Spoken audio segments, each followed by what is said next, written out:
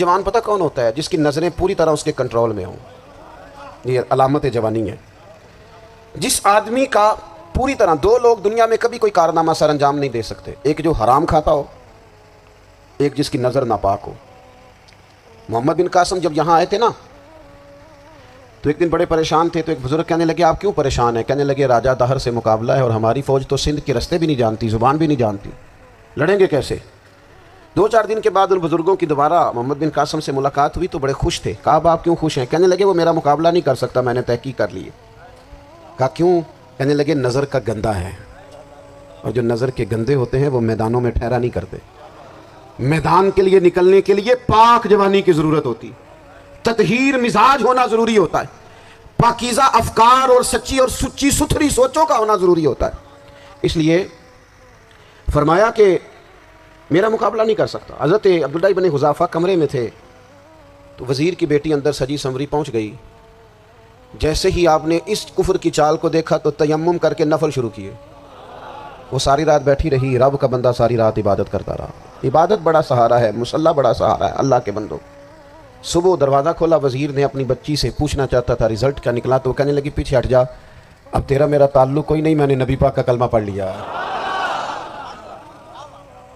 اس نے کہا میں نے بھی زمانہ دیکھا ہے، پر یہ کیا لوگ ہیں، کستوری کے بنے ہوئے، سندل سے دھلے ہوئے، کہ میں ساری رات کمرے میں رہی اور 100 اور 1000 آدمی جس جوان کا مقابلہ نہ کر سکے، اتنا طاقتور جوان کمرے میں رہا اور اس نے نظر اٹھا کے نہ دیکھا. او کچا رنگ للاری والا جڑا چڑھدا تے لیندا رہندا ہے، اے عشق تیرے دا رنگ محمد چڑھیا پھر نہیں لیندا. میں کہا ایک دفعہ نظر اٹھا کے نہیں دیکھا، کمال ہو گئی. اتنے بڑے لوگ، اتنی بڑی سعادت مندی، فیروز بختی، معاملہ فہمی ہاتھ ہو گئی. اللہ اکبر. دوستو بادشاہ جب پوری طرح ہار گیا نا، اس نے کہا مار دو. تیل گرم کیا ایک کڑاہی میں، اور جب آپ کو اس میں ڈالنے لگے تو آپ کی آنکھوں میں آنسو آ گئے. بادشاہ کا خیال ہوا شاید نرم ہو گئے ہیں. کہنے لگا روئے کیوں؟ فرمانے لگے سوچتا ہوں جان ہی ایک ہے. کتنا مزہ ہے اس کی راہ میں جان دینے کا، کتنی لذت ہے اس کے نام پر مرنے میں، کتنا لطف ہے. جے تو چڑھیا اتے دار بھی نہیں، تے جے تو وکیا عشق بازار بھی نہیں، تے ایڈا سستا سودا پیار بھی نہیں، تے ایڈا سستا لبدا یار بھی نہیں. کئی جنگل گانے پیندے نہیں، کئی دوزخ لنگنے پیندے نہیں، جے وہ اس ملوں بھی مل جاوے ایدوں سستا ہور بپار بھی نہیں. تے کچھ سمجھ نہ آوے لوکاں نوں وہ کادے نال شہید کرے، ڈٹھی یار دے ہاتھ تلوار بھی نہیں، پر او دا خالی جاندا وار بھی نہیں.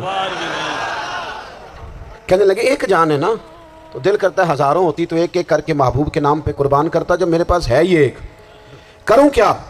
حضرت عبداللہ بن حذافہ رضی اللہ تعالیٰ عنہ جب روئے اور بادشاہ نے یہ بات سنی تو بادشاہ اٹھ کے کھڑا ہو گیا. سارے وزیروں مشیروں کو کہنے لگا تم نے کہا تھا نا بندہ ضائع کرنے والا نہیں، یہ بھی ضائع کرنے والا نہیں. کہنے لگا میرا ماتھا چومو، تم جیسے لوگوں کو قتل نہیں کرنا چاہیے، آزاد کرنا چاہیے.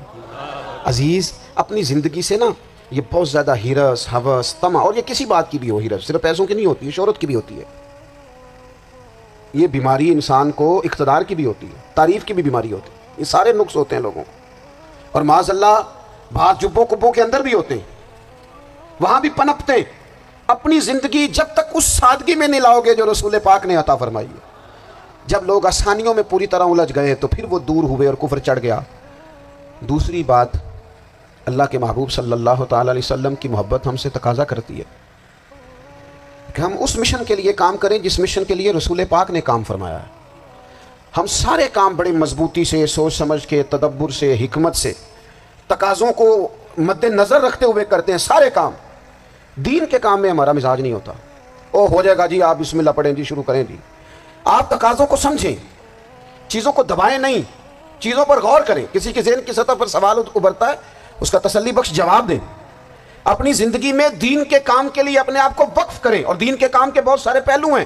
ہزاروں لوگوں کو قرآن پاک ٹھیک پڑھنا نہیں آتا، ہزارہ لوگ ہیں جو قرآن مجید کے مطالب سے آگاہ نہیں ہیں، دین کی بنیادی ضروریات سے لوگ نابلد ہیں. میں آپ کو کس طرح یہ بات سمجھاؤں کہ ہزاروں کی تعداد میں طلاقیں اس لیے ہوتی ہیں کہ مردوں کو طلاق کے مسئلے نہیں آتے، انہیں پتہ نہیں ہے کہ مجھے حقوق زوجین کے معاملے میں کیسے چلنا. ڈھیر سارے گھروں میں تباہی اس لیے ہے کہ تربیت اولاد کا دینی منہج ہمیں نہیں پتہ. اپنا حصہ ملائیں دین کے کام میں. ایک آدمی کو اگر تو نمازی کرنے میں کامیاب ہو گیا تیری زندگی بدل گئی۔ وہ دین بیزار لوگ جو ہمارے بیچ بیٹھ کے ہماری نوجوان نسل کو پگڑی اور داڑھی کا نام لے کے بنیادی طور پر دین سے دور کرتے ہیں، ایسے نوجوانوں کو دین کا پیغام محبت دے کر دین کے قریب کرنا ہماری ڈیوٹیوں کا حصہ ہے۔ ہمیں ذمہ داری کا احساس کرنا پڑے گا، ہمیں یہ خاص قدم اٹھانا پڑے گا، توجہ دینی پڑے گی۔ مساجد، مدارس، میں آپ سے عرض کروں اتنی ڈٹ کے مخالفت ہوتی ہے نا مدرسوں کی، اتنی ڈٹ کے۔ میں ادارہ چلاتا ہوں، اس کے چلانے میں جو مشکلات ہیں وہ تو ہم بتا نہیں سکتے آپ کو، اس لیے کہ میری قوم، میرا اس قوم سے تعلق ہے جو نعت خواں امیر کرنا چاہتی ہے، مدرسے نہیں۔ ہاں، نقیب خطیب پیدا کرنا چاہتی ہے، شعر و شاعری کی زندگی کو پروان چڑھانا چاہتی ہے۔ فقط ہمارا ان لوگوں سے تعلق ہے جو لاکھوں کروڑوں روپیہ محافل پہ لگائیں گے، اور قاری صاحب بیچارے اگر مسجد کا کوئی ہونے والا کام کسی وقت بتا دیں گے تو وہ بڑی مشکل آ جائے گی ان کے لیے۔ یہ کیسے ہو سکتا ہے، آپ نے یہ ڈیوٹی بتا دی؟ مدارس، اور جتنا اہم رول دین کو پھیلانے میں مدارس اسلامیہ کا ہے، اتنی زبردست، لوگوں کا خیال ہوتا ہے میری طرح کے لوگ شاید کام کرتے ہیں، ڈیوٹی کرتے ہیں۔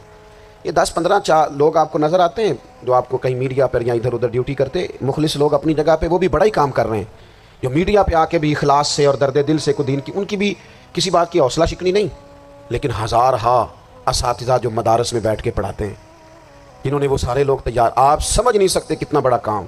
حفظ کا استاد جو ہوتا ہے نا، اس کی ڈیوٹی 24 گھنٹے ہوتی ہے فجر سے پہلے، اور اس نے بچوں کو اٹھانا۔ تنخواہ تو ہم انہیں دینا نہیں نہ چاہتے جی، تنخواہ نہیں دی انہوں نے، ہمیں مولوی امیر نہ ہو جانا، مولوی نو تے سوٹ بھی 27ویں والی رات دے دیتا ہے تاکہ کدھر سوان کے عید والے دن پا نہ لوے، کیونکہ 27ویں تو بعد تے درزی پھڑتا ہی کوئی نہیں، کیوں حضرت ایسا ہی ہے نا، اس وقت تو نہیں نہ لیتا، تو ہم چاہتے ہیں مولوی ہماری مرضی کے ہماری طرح کا سوٹ نہ پہن لے۔ مدارس کی مضبوطی آپ یہ دیکھ لیں، یہ صلاح الدین ایوبی کا تعلق بھلا کس چیز سے تھا؟